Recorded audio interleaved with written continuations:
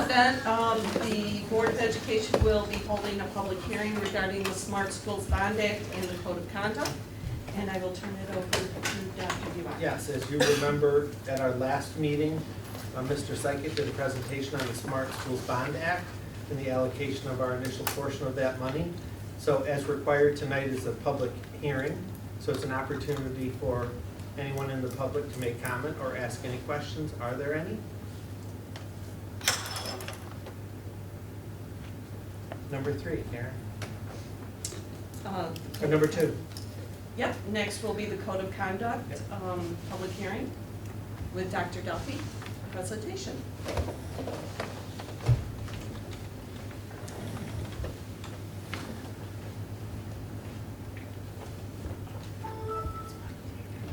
Okay, so good evening, everybody. I tend to talk really quickly, so if you need something repeated or you didn't understand something, please don't hesitate just to let me know that, okay?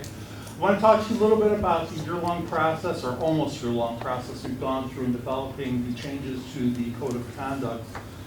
First, I want to publicly thank all these folks who were on the committee with us. We had administrators, parents, teachers, we had students.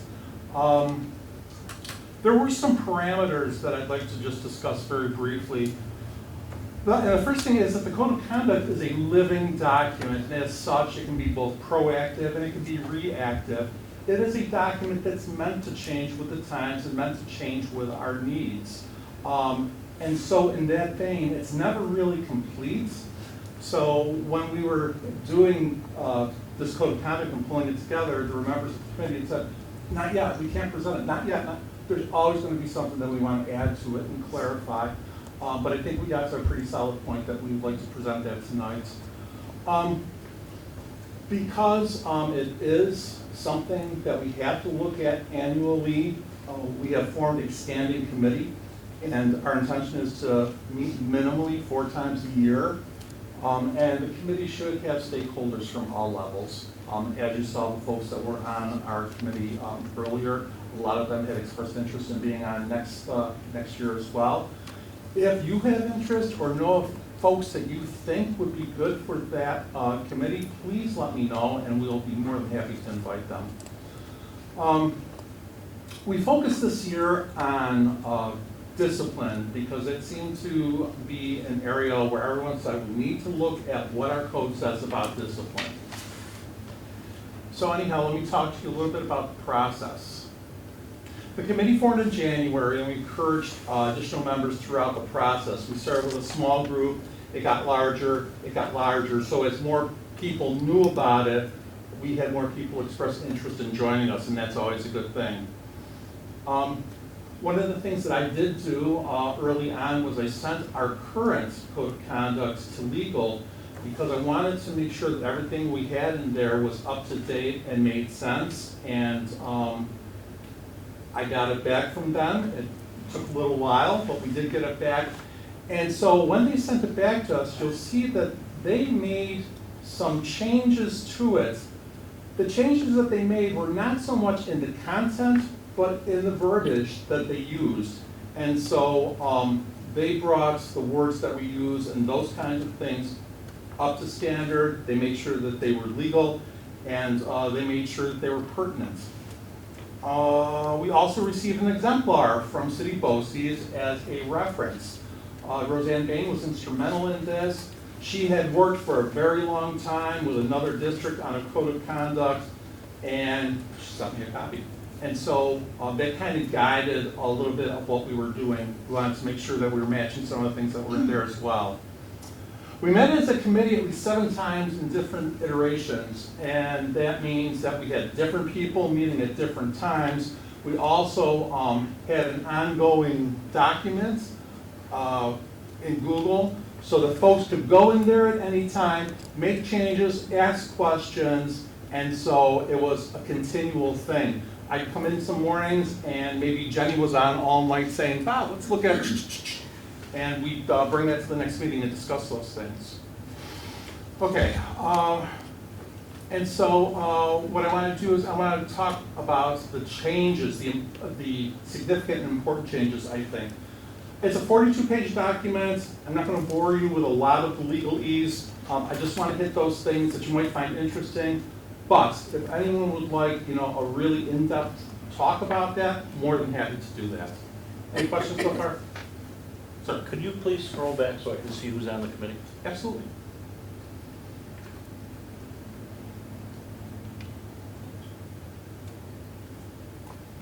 Thank you. Sure. One of the things that we did discover was that on our committee, we did not have an elementary teacher, but Mrs. Patney brought their concerns to us. We have since had an elementary teacher who has volunteered to be on next year's committee.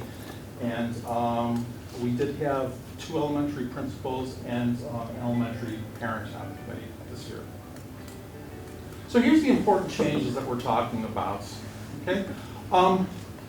There's a consequence section in the Code of Conduct on page 13. These are things that we have never had listed as a consequence before, but through guidance, through legal, and through guidance, through BOCES, and through discussions, we put in as consequence grade of 0. Let's say that someone has plagiarized something. We all know that that's going to be a 0, but nowhere in the Code of Conduct did it say that. And those are the kinds of things we were looking for. What are our practices? What do we do now that is not in there to inform people of what our practice is? Also, a consequence of behavioral intervention meetings and other interventions. Throughout the code, you're going to see that we have massaged it so that it's more open, so that everybody who is a part of this has more latitude to talk about who is the student, who is the circumstance. One of our sticking points as we were going through this year was, does this need to be very prescriptive in that if a student X does Y, Z happens to them? Well, ideally that should happen, but who is the student? What is their age? What are the circumstances? All those things also have to be considered. We added some verbiage to our definitions. Serious bodily injury, I put that in because as we look at what I call the 3 deadly sins when we're talking about discipline, that would be drugs, weapons, and the last one is serious bodily injury. What does that mean? And so we got the definition from the state and we put that in, and you'll see that that's pretty extreme. It talks about obvious disfigurement. So just so everyone knows what we're talking about. Also, possession. We talked an awful lot about what possession means. So we might have a student who has something under their foot. Do they possess that? If you go into this, you'll see somewhere in here, it talks about them being in proximity to whatever it is that they're in possession of. And so we sent that through legal too, tightened it up. So the possession has gotten a lot larger. You can't feign, it's not mine, I don't know where that came from. Reasonable suspicion, we put that in also because often the administrator needs reasonable suspicion to do X, Y, Z, but nowhere did it ever say what that meant. And interestingly enough, parent. Parent doesn't always mean parent. A biological parent, for our purposes, may not be the parent of the child. It is whoever is the legal guardian or the person legally in parental relation. So just because there's a biological parent does not necessarily mean for our purposes it's the parent. Cutting edge, right? So we have in our code of conduct now the red flag law. So everyone's heard about red flag. It's really in the news a lot lately. This gives the school administrators the right to file a petition. If we feel that somebody is posing a danger to themselves or others, it allows a school administrator to go to the judge, file the petition, and possibly have weapons removed from that person. That came right from legal too. So I thought what I would do now is give you an idea of, when I talked about the content really didn't change, but the verbiage did. So what I did was I put up side by side, and I had to do it small, but I can read this. This is the current code of conduct. These are prohibited conducts, and this is prohibited conduct in the proposed version. I outlined just one of them to give you an idea. So this one is for weapons.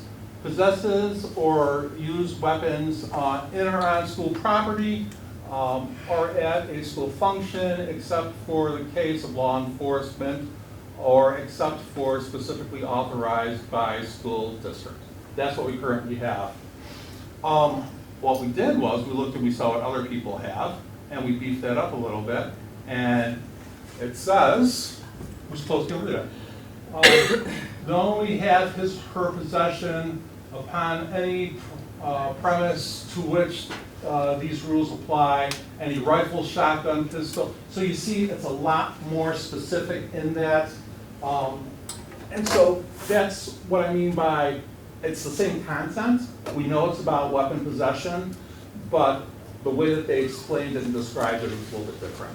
And that you'll see throughout the document. Okay, more additions.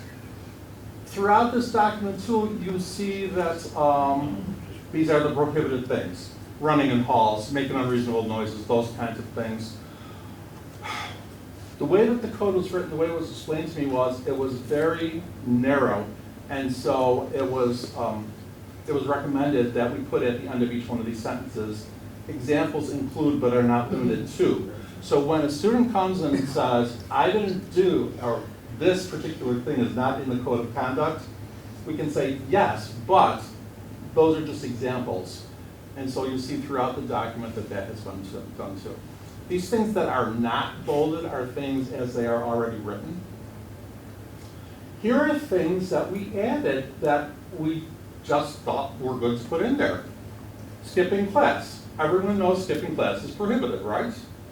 Nowhere in the current code does it say skipping class. So we made sure that we put it in. Consumption of food or drinks in restricted areas, public displays of affection, aiding, abetting, encouraging, verbal or nonverbal or physical action display which provokes a fight, unauthorized absence from school or leaving campus without authorization. Again, we all know that these things are prohibited, but it didn't say that in that way. So we made sure that we added those things. Intimidation, coercion, rumor, initiation, and dissemination by any method involving any student, employee, or Oswego representative. Now we know about DASA, and we know that harassment is interwoven, as it should be, rightfully so, in this document. However, it doesn't say harassment is something that you would be cited for, and so we made sure that was in there, as well as extortion. And then there's another clause here about threatening, stalking, those kinds of things. And I'll let you all look at these at your leisure. I don't want to take up too much time. One thing that I did not put in there was many districts had homicide listed. I didn't think that we needed to do that. But we'll talk about this coming year. Reckless endangerment, assault with physical injury, use, possession of fireworks. I don't know what the current law says, but I'm seeing everybody selling fireworks now, but I don't think that you can use them. So I'm just thinking that there's going to be more of a chance of kids bringing fireworks into schools with them. So we specified fireworks. Let me see. I think that might be the changes. Okay. Then there was one. Oh, okay. This one, controlled substances, including but not limited to. So we listed everything as we know it right now. Again, that's because it's a changing document. We can change this as we need to. Tobacco products, e-cigarettes, cartridges, pods, vapes, marijuana products, aerosol chemicals, inhalants, or alcohol. Who knows what tomorrow is going to bring? We can slide it right into that if we need to. Okay. Now, I think we're almost there. Those are, again, they're not bolded, so those are as they exist already. Okay. The rest was that, and I don't know where it is, Well, what we had done was, we had this year taken the athletic code of conduct, and we have placed it within our code of conduct. There's a couple of reasons for that. We thought it would be easy for everyone to see it all in one spot. And also, there were some very big needs that we had when we're talking about the athletic code of conduct. I'm going to let Rhonda just talk a little bit about that, because throughout that code of conduct, it said, if X happens, then this will happen to this child. So you want to talk a little bit about that? Yeah, so what went on is the first offense was a suspension for so much of the season. The second offense was you were suspended for the year. And your third offense, you were done with athletics overall for your whole entire career. We thought that was a little too much, so we wanted a range to give us an opportunity, so that's what we did. So we created a range, which gives us a little bit of leverage, and then depending on the severity of the situation or how many infractions have fallen within that, it'll give us an opportunity to do something within a range of, from a verbal warning for the first offense to suspension of so many contests. So it gives us that latitude to be able to take into consideration some situations versus your second offense, you're done for a whole calendar year. So we just thought that would better kind of coincide with what the code of conduct for the entire district was going. A lot of this code of conduct is all about the balance involved with the expectation of, if you do this, this will happen to you, balanced against what the particular circumstances are. And so we're trying to strike that balance so that it makes sense for everybody.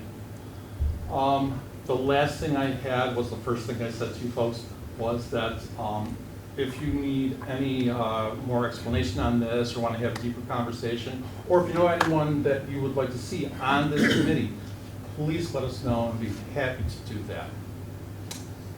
Okay, so I can open it up for questions, or I don't know if you... I got it. Sure. I got a question, Matt. Sure.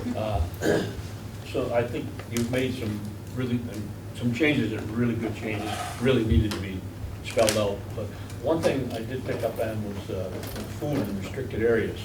We have gymnasiums where it's posted no food, and people constantly, we're selling food out in the lobby. Right.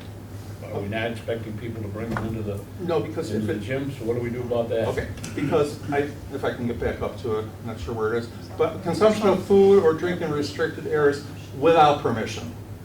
So we're going to go with the assumption that because it's at an event and you're selling it, they have permission to eat it there. Okay. It'd be like, you can't have food on this bus, or you can't have food in this particular classroom, and they consume food. Well, I understand that. My question was with the gymnasiums. Sure. The parents, they're selling food to make money for the sport. Absolutely. So we can't shut that down. Right. The other thing, and I don't know if it's maybe what Jimmy was getting at, I didn't see any CSEA representation on the committee. Was there? That, you're correct, and that's an oversight, so I'd love to have whoever, absolutely. You'll be here. Okay, good. Not you, Jim, but a designate. Oh, I believe it. I don't want to be on it myself. Could I ask one Please. thing? I can't remember where I saw it, but I only saw one line that referred to employees. And I thought that the code of conduct is meant for students and employees alike throughout the whole document, correct? Correct. And so what I'm showing you tonight are the things that we changed. So the rest of the 42-page document still has the rules for employees. It's all still interwoven in that. All right. Yes. Are our board members included? Are they considered employees, or how are they? There is a specific section for board members and the expectation for board members as concerns the code of conduct. I think it's on page 6. Okay, thank you. Yes. So I understand, I appreciate the balance you're striking between being very, strict and regimented and also kind of taking in circumstance. I didn't see the verbiage to that. Is there a way I could see how that's laid out? Because where I do appreciate that, we also have to have standards so that people take it seriously. So is that something that is embedded in the conduct that we can read? I'd have to go back and take a look. I'm not sure that it is.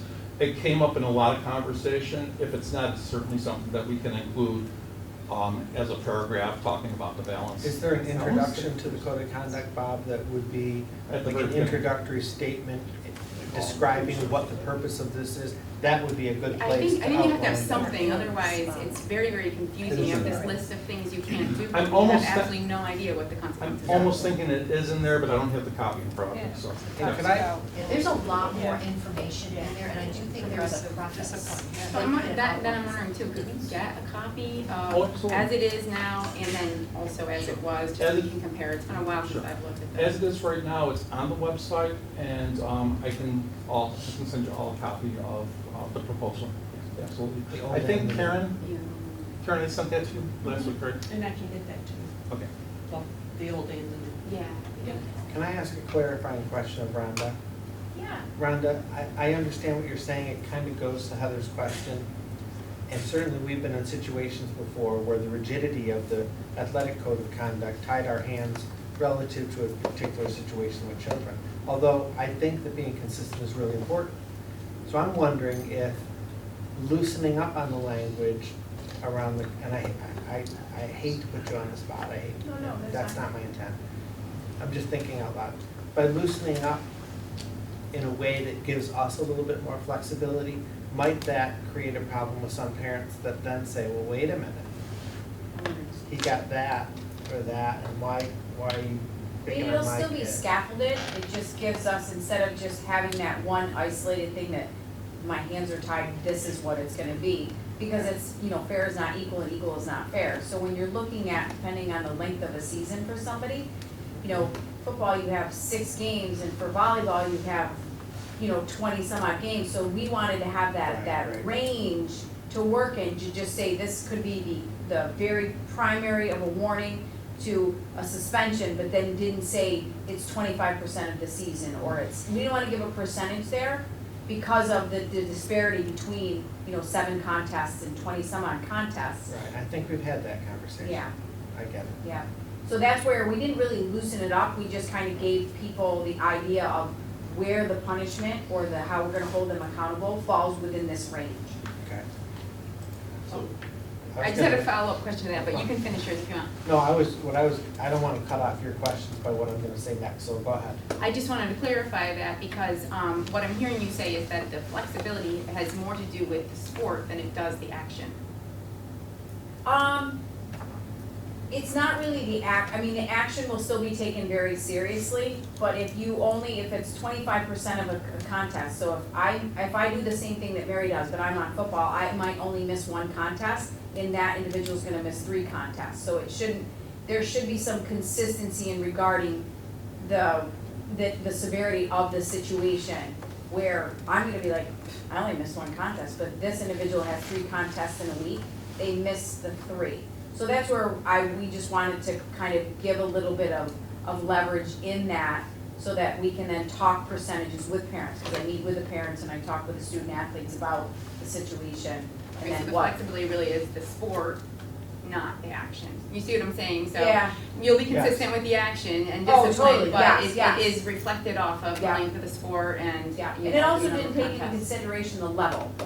So there was, students that were in modified, that I wanna say maturity wise, social emotional, what was happening to them, but then if they had a second offense, they were done for like the whole rest of the year. And sometimes, the maturity wise or the social emotional of what you're looking at, yes, we have high expectations. However, when you're looking at an infraction for a senior and then looking for an infraction of a 7th grader, it would be nice to have like the warning, the counseling, meeting with me versus just being like, there's no learning curve for that. So that's where we were looking. I was just gonna say, this committee did a really fantastic job, and you guys did a lot of the questions I had, being on that committee as a school board member, and I gotta tell you, the administration here, they have a lot of information. By the time we get the calls or whatever, we don't have what they have. And I really recommend that you really read the document, because a lot of your questions are gonna get answered. I think I drove these guys crazy with questions, but at the end of the day, I had the feeling that they have a really good grip on it, because they had information that I was asking the same types of things, what about this, what about this? And they had that information covered because they've probably experienced it already, so it's kind of what we're asking they've already dealt with. And I can say that, Dr. Duffy's right, they spent, for you on the committee, you can't deny, you spent hours just going over the language, just just the language, making sure it's there. And it is that working document that can change. And, but I really think they did a fantastic job, they really did. And just because he indicated that the committee in different combinations only met 7 times, 7 meetings doesn't seem like a lot for a document like this, but the work in between meetings is where the rubber meets the road. But Brian's comments led to what I was about to say, and that is, unless there's some urgency to get board stamp of approval on that tonight, we may not want to act on it until you've had an opportunity to really read it. And then we'll bring it forward in September. There's no urgency to do it. I'd rather have everyone be completely comfortable and do kind of a side-by-side. Yeah, sure. I think that's Is that okay? agreeable with the Absolutely. committee. Is that okay with the committee? Thank you, Bob. All right, thank you. Next on the agenda is the call to order of the regular meeting. Kathleen Allen. Here. Brian Chetney. Here. Tom Chapa. Heather Del Conte. Here. Brandon Legault. And Linda Serino. Here. Samuel Tripp. Here. If you would all join me in the Pledge of Allegiance, but also a moment of silence for 3 former retired teachers, would be Anna Roy, Mary Ciappa, and Betty Mosher.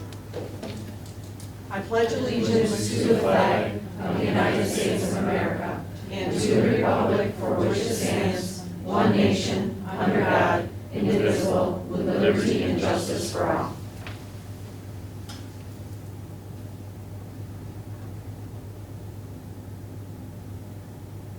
Thank you. Next on the agenda is the floor to the public. Just a reminder that there is a 3-minute limit. And if I could have Rachel Olson stand and state your address and your concerns. Yes, so my name is Rachel Olson. I live at 19 Oxbow here in the city of Oswego. I'm actually here today as an Oswego parent, but also a representative of Oswego Pop Warner. I know some of my fellow board members had come to the last meeting to kind of talk about some concerns specific to home games, and unfortunately Pop Warner having home games for the older kids on Sundays, which I know is causing an issue with access to fields and bathrooms. You know, we were not able to get anywhere with Buck Boosters. Unfortunately, they're concerned that it would open a floodgate to other youth organizations in terms of helping us with the financial cost of the custodial for the bathrooms. And we didn't get anywhere in terms of going to the city with the mayor. So we're kind of back here asking for help again. At this point, our contingency plan is Mexico has offered to allow our students to have their home games in Mexico. And as an Oswego parent, that's upsetting. There are kids, this is their home field, and they're not gonna be able to play here because we can't afford the custodial fees. It took us 4 years to be able to afford to buy the new jerseys. We have the lowest registration fee of any CNY Pop Warner team because we're trying to encourage our kids to come out and play. The fee barely covers the cost to insure them to play because we have to pay for insurance on all of them in case they get hurt. There isn't extra money for us to be able to do that. So we wanted to make one last ditch effort to try to support our kids here and keep them here for their home games. You know, unfortunately, we don't have regular fields and facilities like baseball or soccer where we have a designated space. We don't have that. We can't afford that. So I just kind of wanted to bring it to everyone one more time for the sake of our kids and keeping them here. We have 40 kids that signed up to play football. And basically the city and the school district are saying, too bad, go play in Mexico. That's sad. Rachel, typically we don't respond to speakers. We look into the situation, but I do want to respond because immediately after the last meeting, I was looking for it on my phone because I can't remember her name. Leslie? Yes. Last name? Well, it's Wiedemann now, but it would have been Ebert. Wiedemann. I taught her husband in first grade. That was a disturbing realization. But anyways, I did speak to her. We had two correspondents back and forth. I worked with Mrs. Bullard. I met with the director of facilities. We fact-checked all the things that were shared at that last meeting. And I thought that we had a resolution. We haven't heard from anybody. The res, That last communication that I got Okay. is that we haven't heard from. the whether district, anyone the would district like facilities are open to Pop Warner with no fee at any time, except on Sundays when there's not a custodian already on the schedule. I went back and I looked at the invoice that you received in the spring for last fall season. And I saw that there were 4 contests in October that were Sundays, and that's what you were billed for. The bill would be to bring a custodian in to open the restroom facilities and turn on the lights if they were needed. Any other time, if there's something, another activity that's going on a Sunday, certainly Sunday would be open to you also. We're not gonna charge you for custodian if we're already there. But Monday through most Saturdays, our facilities are free to use. Our fields, our practice fields, our restrooms, anything that you need. So it really boils down to that one little snapshot in the week when we are not staffed. And unfortunately, Pop Warner dictates that our games for the older kids are on Sundays. Okay. Previous administration for Pop Warner has had a key to the bathroom and a code to the lights. See, I asked Dave Crisafulli Yeah. about that, and he said that there's never been any such code or keys Don issued. Sinclair has always been able to get into those bathrooms and turn on the lights Huh. whenever it's I been don't an know. issue, but he's Yeah. no longer on the board, no longer Right. is playing. So it's not, I just want to make it clear that it's not that the district doesn't support Pop Warner. We did dig into this, and I was emailing back and forth with her, and told her that I thought that we could come up with a solution that was short of Sunday. I didn't realize that your scheduling for the older Pop Warner kids was done outside of your organization and had to be on Sundays. All of the other junior Pee Wee teams play on Sundays. I see. So CNY pigeonholes us into having to have games on Sundays. Dean, how much money are we talking for 4 Sundays? I believe it was in the ballpark of 600. Those aren't like 480 to 600 I think it was I between have it 600 in and file. 700. Yeah. It's not right that our Oswego kids should be going to Mexico to play football. Right. I mean, we have found money to do other things. I think we could find some money to take care of this. I think our kids would really appreciate that, and I appreciate you guys giving me a few minutes. Absolutely. To speak to No our problem. kids. All right, I'll meet with Dave tomorrow and maybe, Yeah, let's- I'll have to talk to Nancy too. Let's do a little more Dig in. investigative work. I didn't know you were restricted by having to play on Sunday. Yeah. We don't unfortunately get Yeah. to make. I got a the question, schedule. Gotcha. when we're gonna look into this, when's your first game? So our season officially starts, September 1st. In terms of games, however. Oh, so we have a lot of time. But Pop Warner doesn't give us a schedule until teams all officially weigh, and that weigh-in doesn't happen until the 24th. So we usually find Gotcha. out about that first game like So before. practices aren't an issue, it's the It's Sunday not games. practices, yeah, because those are different. Yeah. It is specific to the games on Yeah. Sunday. So I guess I would need some direction from the entire board. If We do have a district employee who coaches, Right. because he helps with the varsity team, and I know that's kind of been brought up before, as a school district employee, could he have a key to the bathroom? There might be some Not my solution, decision, but I don't know, but. we need to talk about it further. I think so. I And think, then, I am curious about Mexico though. Do they have a custodial staff on? So Mexico On Pop Warner Sundays? plays at Palermo Town Park, and so they have their own facilities there, and they're willing to let us have our home games there and utilize their concession So it stands isn't, free of isn't charge. Oswego City, it isn't the It's Mexico not the school school district, district, yeah. it's Pop It's a town. Warner in Mexico, which is a big it's distinction. different, okay, let's. to me. Rachel, can I have your phone number? Yep, it's 315-491-1975. It's different, but it's still Oswego kids playing in Mexico. Yeah. 491, 1975. you got it. Thank you. Thank you.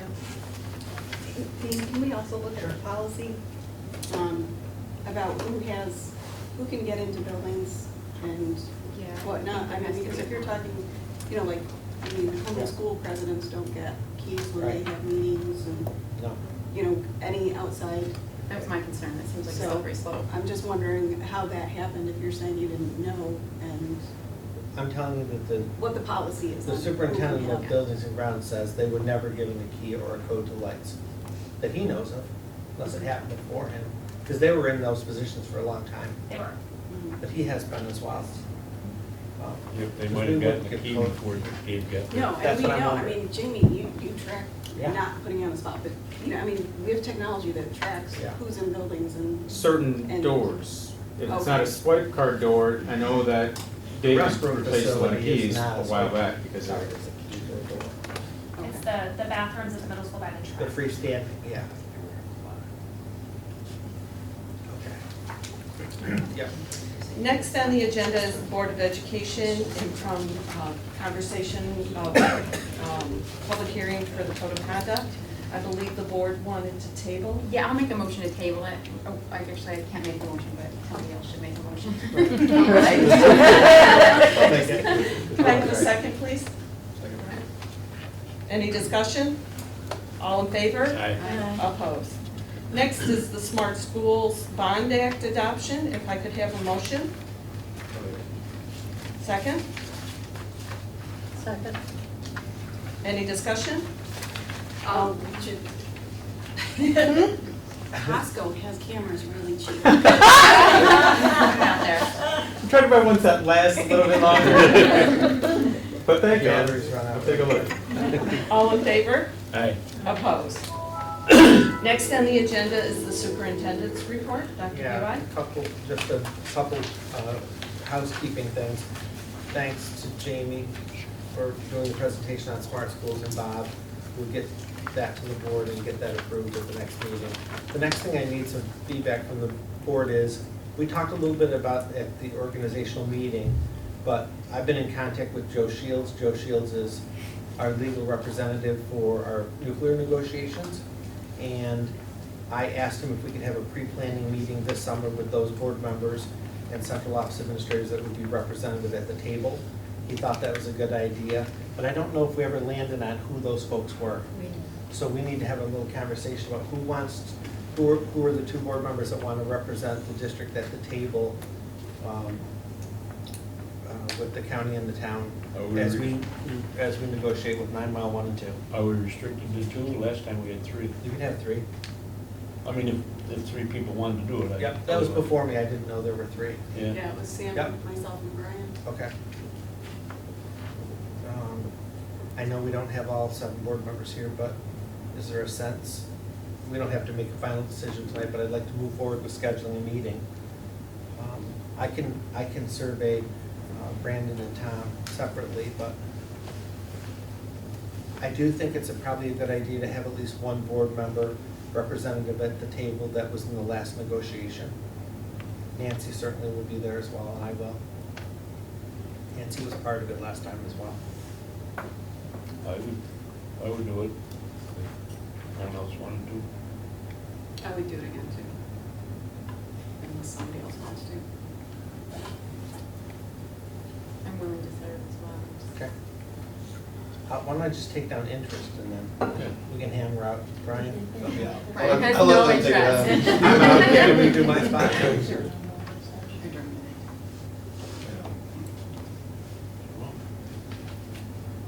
What's the question, Heather? Yes. Would that be a conflict of interest? So here's the, no, we're on the same side of the equation. The county and the school district are on the same side of the equation when it comes to negotiating with the nuclear plant. The only thing I cannot be a part of is if there's any negotiation amongst the entities on the same side in Okay. terms of allocation. But that would only be until January, right? That would be the very January, end of the, And that, exactly, I don't, yeah. so right now Sam, Kathleen, Heather are all interested. Brian is willing to say no thanks. Linda? No. Okay. And What did I, Brian say? he I said Sam's got it pass. He's covered. willing to say. And I will check with Brandon and Tom, and then we'll put an email out. Okay. We can work it out. If they both say whatever, then we're good. All right, the next item is, And just make sure that they know those meetings are during the day. good point. Sometimes lengthy. Yeah. Yeah. Usually 4 hours at least. Yeah. Policy committee members are Kathleen, Brian, and Heather. We'd like to schedule a policy meeting for September 17th at 4:30. I believe it's Brandon, right? It's Yes. Oh, it's Brandon? Brandon, not And Brian. Brian, why are you saying you were here for some time for He's thinking about it. it? Brandon, he wants to join. I was talking with her. Okay. And then the next piece of discussion needs to be around the new agenda review committees. We'd like to get those up and running for September. There are 3 agenda-based committees: personnel, curriculum, and finance. The executive director that chairs each of those subcommittees should have or will reach out to the members on that subcommittee to find a mutually agreeable time for those committees to meet. I will be filling in for Nancy because she'll be out for a little while. So I'm going to be covering the finance committee meetings. And I would like to do those on Friday at 10, the Friday before the meeting at 10 o'clock. Who's that? Karen, do you have the list? Finance is Sam, Tom, and Kathleen. Sam, Kathleen. Does that time work for you, Kathleen? Check with Sam, you're always available. But I meant this, he's very agreeable. He's agreeable. Very agreeable. Make myself. That's right. Friday at 11:30, I think we decided on. For Then I'll send- personnel? Yeah, I'll send an invitation. Was that okay with you at the time? I'm 11:30? sorry, 11:30? on Fridays? I thought maybe that was what we said. Yeah, I can go back and look, I have. Can you just remind if people who's Kathleen- on each one? Sure. Karen, thank you. Curriculum's Linda, Brandon, and Brian. Finance is Sam, Tom, and Kathleen. Personnel is Linda, Kathleen, and Heather. I'll send another email out tomorrow, make Yeah. sure that that is still good, and then I can send an And then invitation. curriculum, I actually have the 2 that are employed at. So Brandon I was agreed to going, be on I the would committee with agree to Brian. do it 4 Is there- o'clock meeting at either a Thursday or Monday.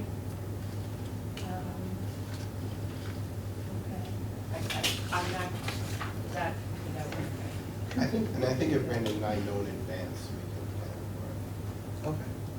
it. It's just when they pop up quickly, they're hard. Brian's available for an 8 o'clock, you said, but I don't know Yeah. where Brandon is. I didn't get a So you sense, you need- didn't answer, so. Okay, so work that out with your committee. Okay. Now, relative to the personnel committee, if Kathleen sits on the personnel committee and she's also on finance, and they meet at 10, could personnel meet at 10:30? Well, Otherwise, she's leaving and coming back on the Right. same day. yeah, and that's usually, it went pretty well. Yeah, we used to back them all up, Yeah. just because of Or is this, that a yeah. conflict for you? no, I'm open to whenever. I was kind of gauging my folks, What they and that thought. was, yeah.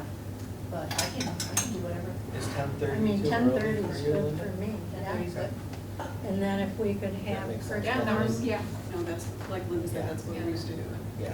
and then curriculum, do you have to have it after work, or Not necessarily. could you have it on Friday at Fridays are 11? usually pretty good for me. I can't hear you. Fridays are usually pretty good for me to work with. So Friday, right? My at hearing 11. aids are coming in on Thursday. People don't get it. You need to roll. No, because I We're on can't back. hear. It's terrible. Speak up, please. Don't do that to me. So maybe Friday at 11, Yeah. try for that. Yeah, we'll try. Okay? So we're making progress. When we get back to school, things will become a little more settled. Okay. Okay. Next on the agenda is the consent agenda. Oswego High School Extra Classroom Activities Fund Report, June 2019. Oswego High School Classroom Activities Fund Report, Annual Report 2018-19. Monthly Transfer Report, July 2019. Minutes of the regular meeting of July 16, 2019. Special Education Board Report, August 6th and August 20th. If I could have a motion. Move it. Second? Second. Any discussion? All in favor? Aye. Opposed? Next is curriculum. Number 1 is the New York State Textbook Law. This is for permission for Christian Mother Academy to purchase a French textbook coming from New York State high school monies.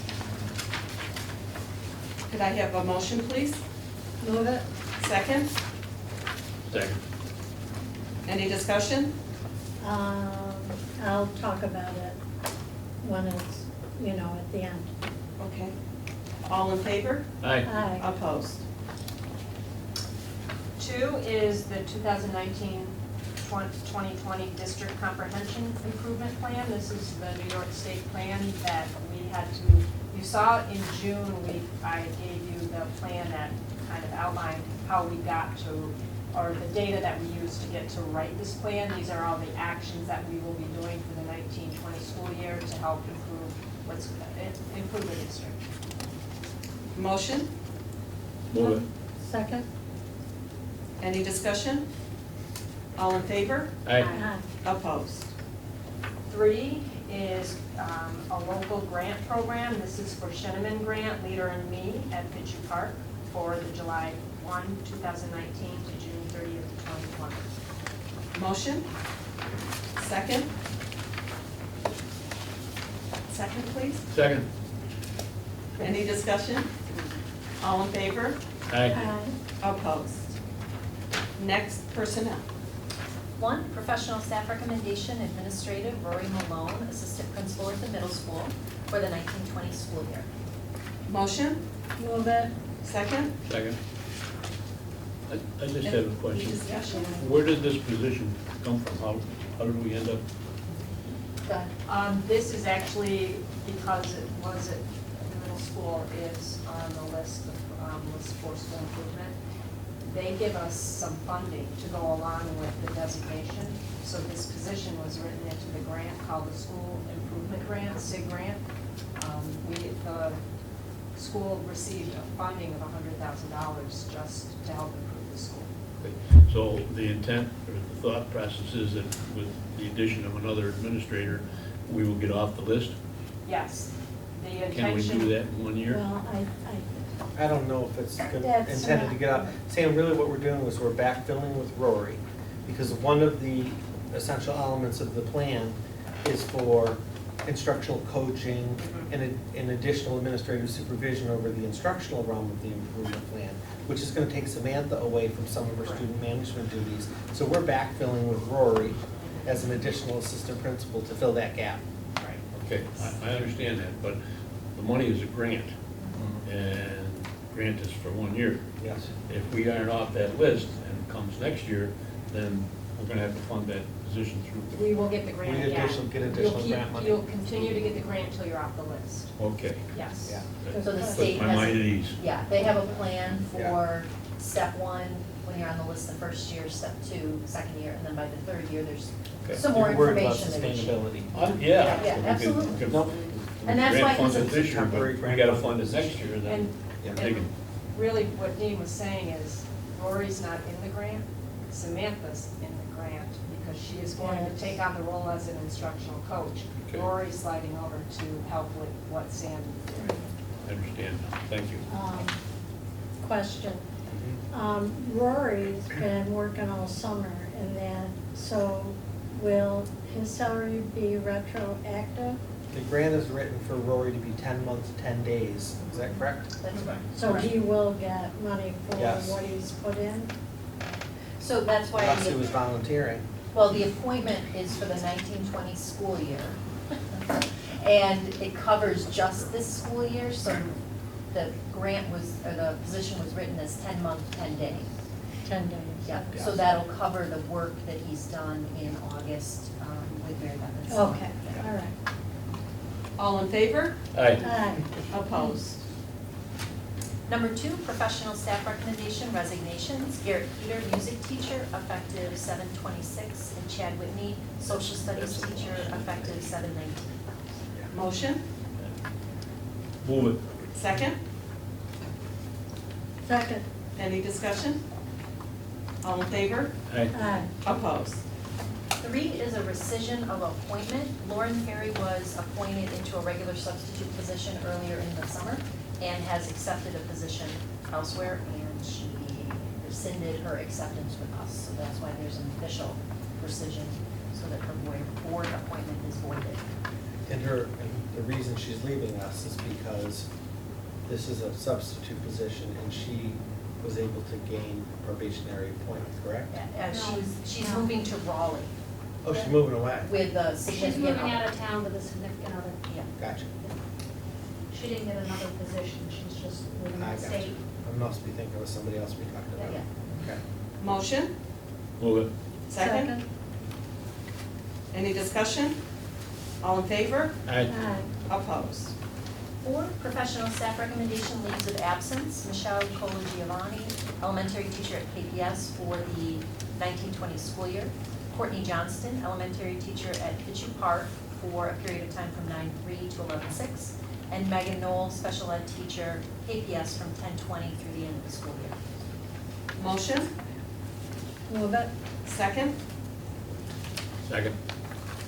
Any discussion? All in favor? Aye. Opposed?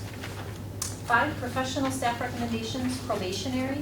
I'll read the APPR statement and then I'll list each of the probationary positions. So be it further resolved that the probationary expiration date will depend on the individual teacher's APPR ratings, and therefore be it further resolved that to receive tenure, the individual must receive an overall APPR rating of effective or highly effective in at least 3 of the 4 preceding years, and therefore be it further resolved that if the teacher receives an ineffective composite or overall APPR rating in their final year of probation, they will not be eligible for tenure at that point. Stacy Clark, elementary education, Layton. All of the tenure dates are 9/1/23. Ashley Darling, school psychologist at Layton. Nicolette DeShavi, social studies at the high school.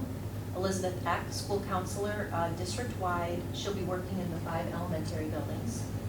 Laura Riley, school counselor at KPS. And Karen Schmid, school counselor at Layton. Motion? Move it. Second? Second. Any discussion? Yeah, there's no backup on the KPS counselor. Sure. I just saw that, yes. I can send it in transmittal if you would like. I don't have my transmittal packet. Yeah, it's pretty easy reading, I like them. Thank you. I apologize. That's okay. All in favor? Aye. Opposed?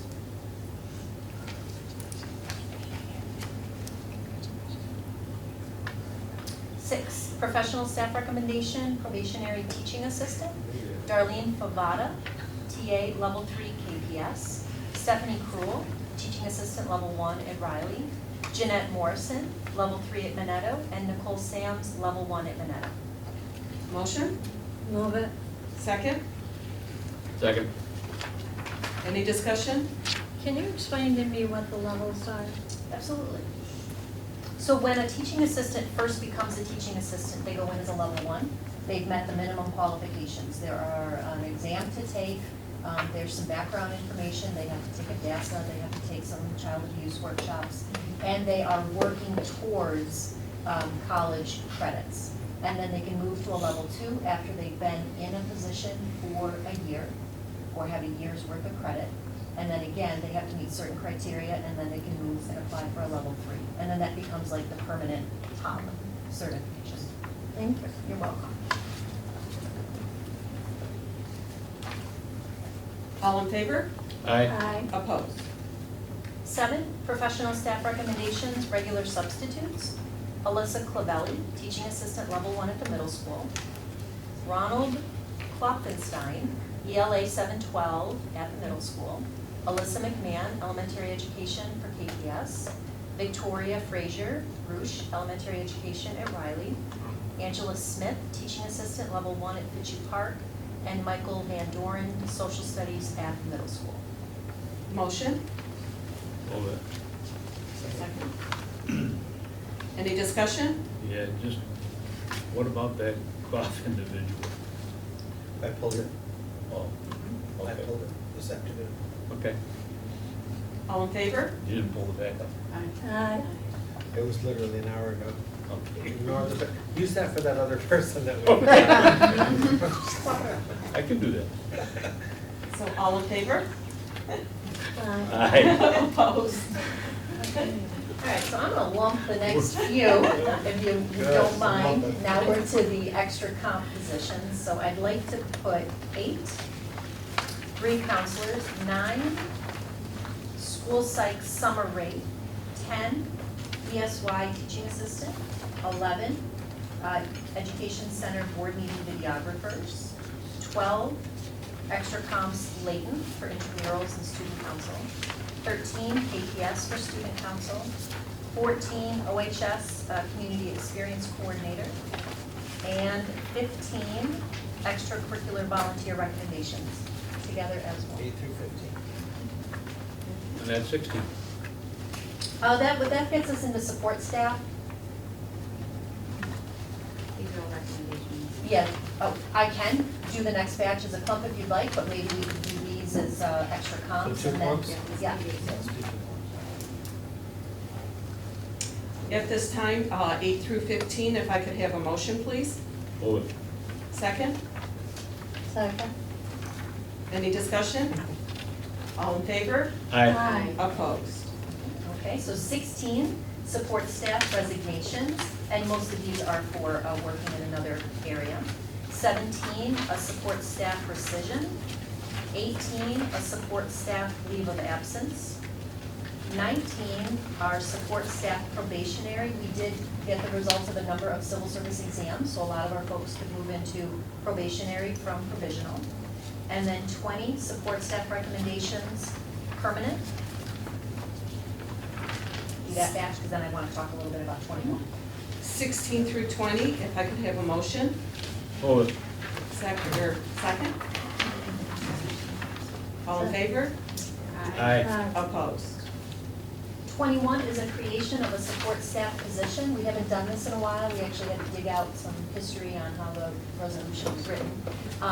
But we've been working, Dr. Duffy and Christina Chamberlain and CSEA folks and I have been working over the summer to come up with a job description for a licensed practical school nurse substitute. We think that will be very helpful in our buildings with multiple nurses as they have to work under the direction of an RN.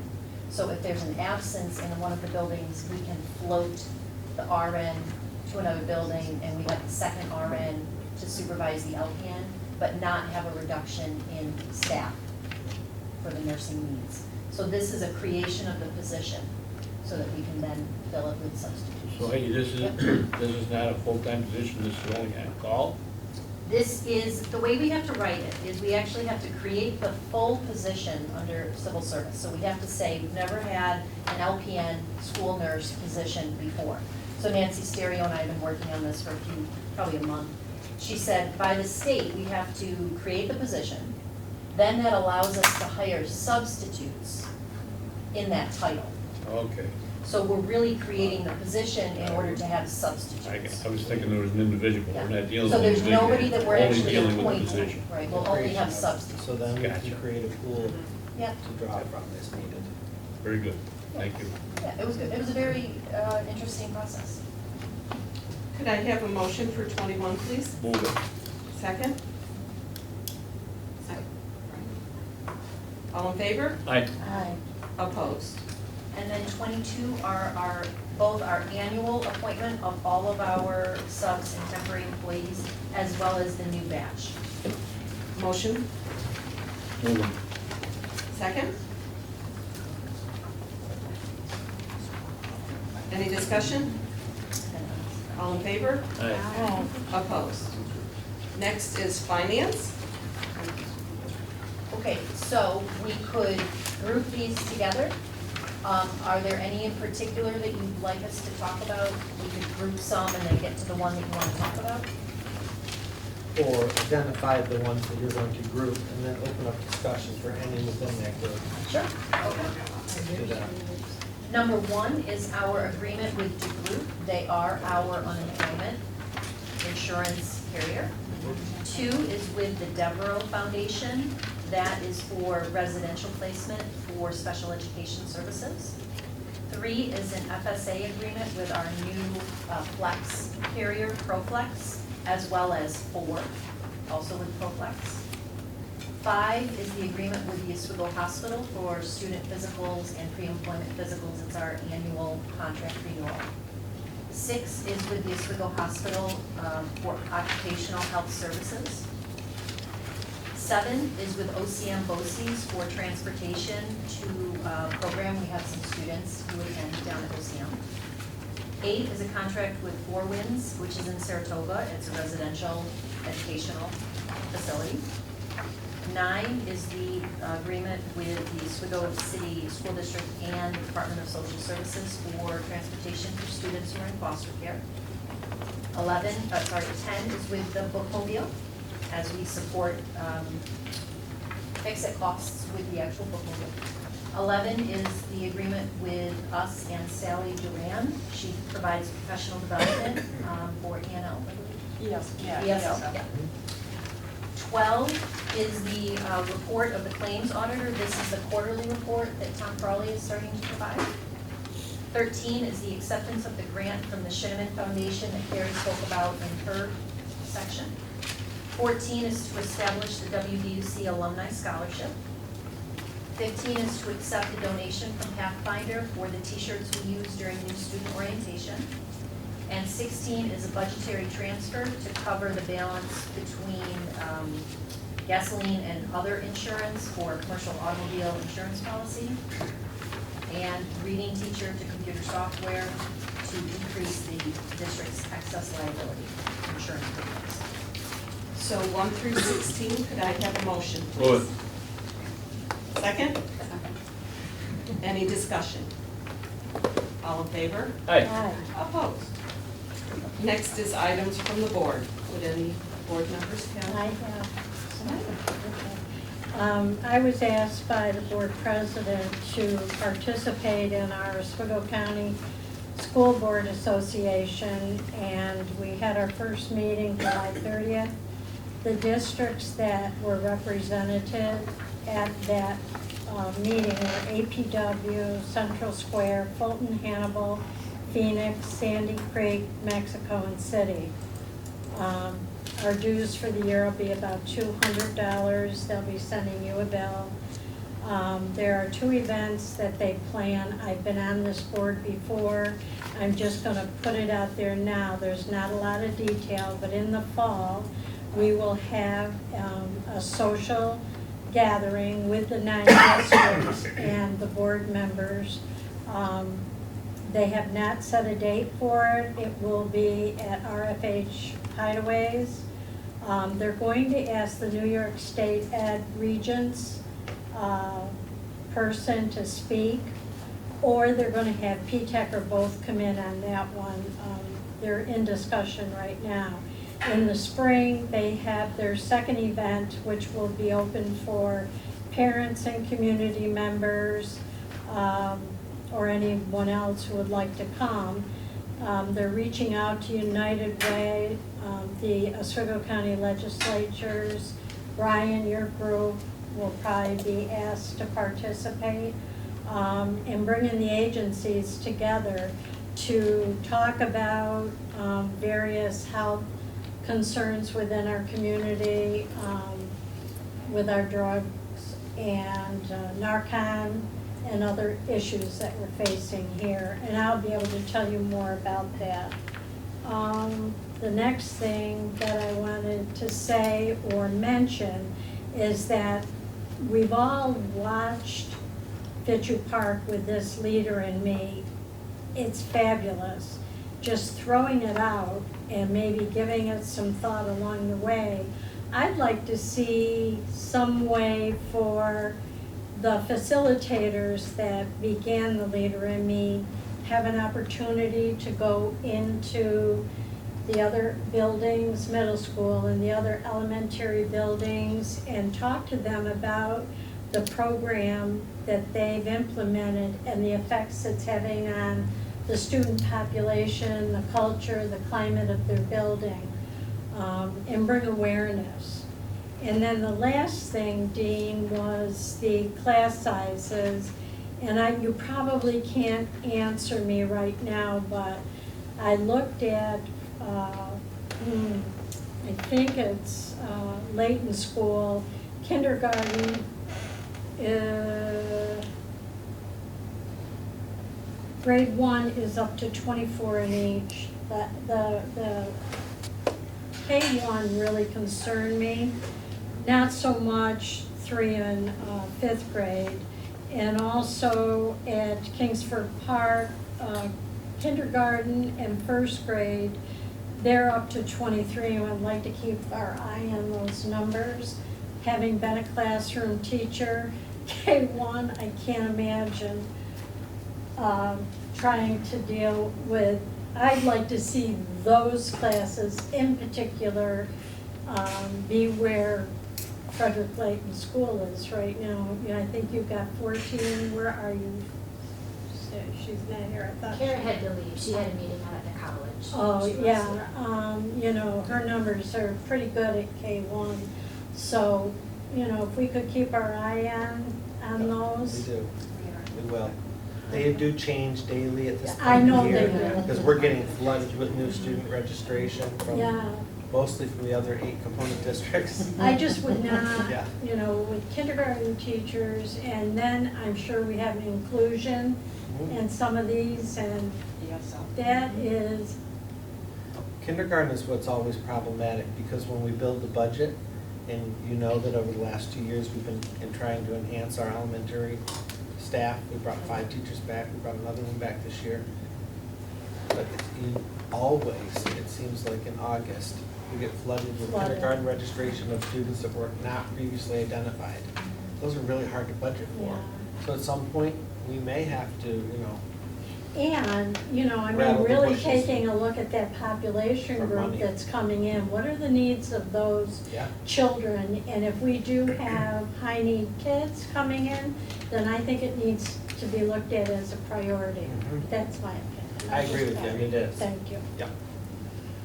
Linda, was Plaska not one of the county schools? Yes, I said that, didn't I? No? Or not? Somebody didn't mention, or didn't. You got city down, but mentioned you some. didn't have Plaska, are they? No, those were the ones that were there Oh, the at the first meeting? night, yeah. Okay, but Plaska, Mhm. you mentioned But 9 really, districts, so yeah, that would have. Probably, yeah. Okay, But I just wrote down who was there, and gotcha. Would there be any other items? I just wanted to thank, first of all, Linda for being willing to represent the district in that venue. So thank you so much for being willing to do that. And also, just to the board for being willing to do, add more committees onto your already very busy schedule. So I know it's probably the last thing you needed, but I really appreciate your openness to doing that. I wanted to say one thing, I always do this, jump in during items from the board, but. You're a board member. I am, right, it's true, I just Jump thought in. about, Linda referenced the, program that city, or that the County School Boards Association was going to do in the spring. And last year, at this time, there was a service fair at City BOCES. And it was everyone from Brian's group to Farnham to Cocoa yes. to Child Advocacy Center. And it was phenomenal. And we sent a large team to that event last year. Well, yesterday was the second annual, and they changed the format quite a bit. This time, there were 9 teams, a team from each school district, and then they were split up, so there was representative groups from each district. And we went to 6 sessions. So it was more of an intimate conversation and presentation from Child Advocacy Center, Oswego County Opportunities. And so there's opportunity for them to share the information, the services that are provided to our districts, and a little more intimate setting where we could ask questions of those agencies. And it was really, really a great event. Again, there were 8 in the Oswego team that were there yesterday, and I know that last year Pat Wallace tried to replicate it on a smaller scale at the Oswego High School, which I think was very successful, and he's planning that again. But it sounds similar to what the county school boards would like to do and create some awareness for community as well. Absolutely. But, so I'm glad that you mentioned that, because it reminded me to talk about that just for a little bit. Well, now that you mentioned that. In November, there will be an event like that. The site will be determined. We're going to meet upcoming to pick that. And forgive me for missing, who's the vice president of the county school board? Yeah. Who, well, she, Vice president, I no, can't. Vice president of county school board, she wants to. Oh, you'd ask me that. I'm just learning Make up a their name. names. she's on board. It's a gentleman. So she's going, I'll It's a she. send it via she's on board. I have the So notes. she's going to be a part of our group when we plan it, so the goal is hopefully to Yeah. involve the schools along with that. And I apologize, I forgot her name. Well, she had mentioned your I can name. find it for you. She knows her name. Huh? I got her. Okay. Kathleen? Yeah, I'll be no, I better just have next something week. quick, just because I'm looking at it and I was thinking about it earlier. The onboard this month, it was about the climate surveys. Yeah. And I know we had, when you gave us that information, we had asked if we could get, how each building's utilizing what they found. They're Yes. doing it now. Yep, they're working on it. It's due the end of September, their Okay. plans. And Okay. then once they have it finished, we're actually going to rotate they'll do a presentation. Oh, In their good. schools, like we did 2 Okay. years ago. Great. Okay, thank you. Any other items? And would there be a need for executive session tonight? Yes. Reason? Three personnel. 3 personnel and 2 collective bargaining. And could I have a motion to move to executive session? I'll make that motion. Second? Kathleen? And would there be a need for a vote after executive session? No. All in favor? Opposed? You may move to executive It's actually session. 3 personnel and 1 collective bargaining. Okay. It's not 3 and 4, I think.